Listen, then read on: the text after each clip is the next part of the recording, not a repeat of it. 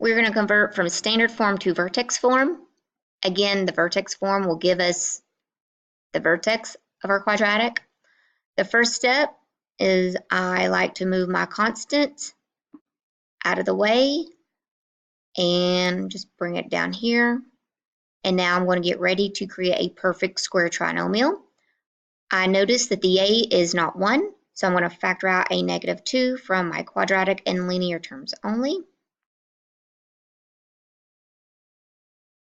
Leave space and bring down the plus 42. Now let's make the perfect square trinomial. The needed value is going to be half of 4, which is 2, and 2 squared is 4.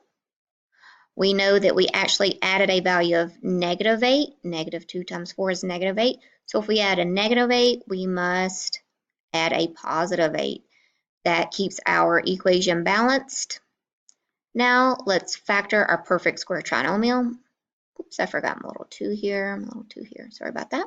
So we're going to take the root of our quadratic, the sine of our linear, and the root of our constant. And we're going to combine 42 and 8, and that gives us 50. And now we have converted to vertex form. The vertex is going to be the opposite of this value, 2, and the actual value of the k. So our vertex is 2, 50. We notice that the a is negative. That indicates that our quadratic is going to turn down. So if we wanted to give just a quick little sketch, hold on.